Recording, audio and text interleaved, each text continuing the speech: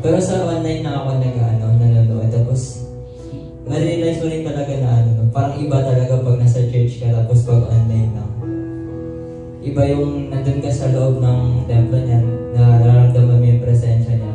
Kaysa dun sa screen lang na nakatipid ka lang.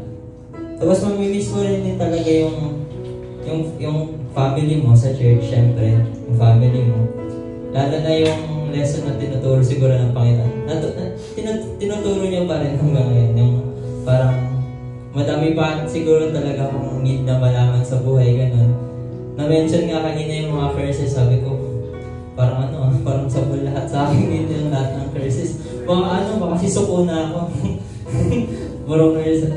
Tapos sabi ko, siguro talagang need ko tong EGR para ma-realize ko din, tsaka matauhan din ako sa, masyado kasi talaga akong, yung una-una talagang point dun yung sa emotional stability. Siguro, doon talaga ako kasi doon ako pinakamahina sa emotional stability.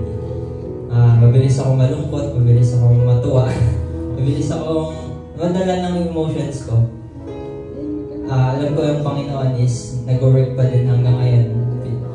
He's still working on me. I'm still working on myself din. Tsaka dun sa tagal na ninolong ko yung moment na to, siguro is yung parang moment ng yung kantang when God ran, yung sinalubong ng Panginoon, yun nga, yung tungkol sa prodigal son. Parang ganun yung nangyari sa akin. Parang relate ako sa kanya kasi parang lumayo ako ng saglit. Parang matagal na moment yung feeling pero saglit lang siya. Tapos na-refresh lahat. Parang na-renew yung energy ko, yung spirit ko.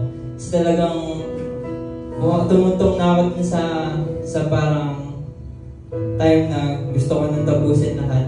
Hindi ko na kwento sa inyo, pero nung mag-isa lang ako dun sa Quezon City, tinry ko magpasagasa. Tumayo ako sa gitna ng kalsada. Tumayo lang ako dun habang yung oncoming traffic. May sumigaw, tumayo lang ako, parang hindi ko na alam, hindi na ako gumalaw. Pero siguro yung Panginoon, yung plano niya is hindi nagtatapos dun Nakatigil yung kotse yung jeep na dapat tasagasa. Pero ayun, nagkwento ako kay mami, nagsabi ako ng mga nararamdaman ko. Kasi siguro natutunan ko sa paglaki ko, akong ginagawa ko is lahat ng mga problema, sinasarili ko lahat ng kaya ko mag-isa to. Pero pinalo ko ng Panginoon. Kala mo kaya mo lahat mag-isa. Ayun, natututo na rin ako na mag-lean on sa Kanya. Tsaka sa tagal ba naman na hindi niya ako pinabayaan. Lagi akong may pagkain, lagi akong may napupuntahan sa bahay ng boss ko, sa kaibigan ko. Talagang nandun yung yung protection niya. Sabi ko nga, nag-iisip nga ako, hindi ako nakakapag-pray, pero grabe yung protection niya sa akin. At alam ko yun, pinag-pray ako ng lahat dito sa family, sa bahay, mga kapatid ko. Laging iniisip kung nasaan ako, kung okay lang ako. Nagpapasalamat din ako sa Panginoon kasi yun nga, na katulad ng sabi ni Tito Edward, yung tunay na pagmamahal ng Ama talaga. Yun nga, lumaki kami na wala talaga kaming father figure, talagang iniiwan kami, naghiwalay yung pamilya namin. Pero yung father figure na dinulong namin is nahanap ko sa Panginoon. Talagang kahit anong problema na pinagdaanan ko or napagdaanan ko na, never nawala yung faith ko sa Panginoon. At with that faith, hindi niya rin ako pinabayaan.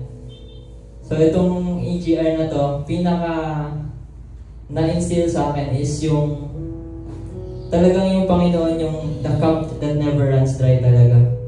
Like kahit gano'n ka empty ka, ilang beses ka maging empty, yung Panginoon pag yung source talaga is unlimited, which is the Lord, hindi ka talaga you can conquer anything. So yun, madami pa akong gustong sabihin pero parang hindi ko siya malagay sa format na magkwento. Pero ayun, alam naman ng Panginoon yung mga nagawa niya sa buhay ko at ginagawa niya sa buhay ko. So yun.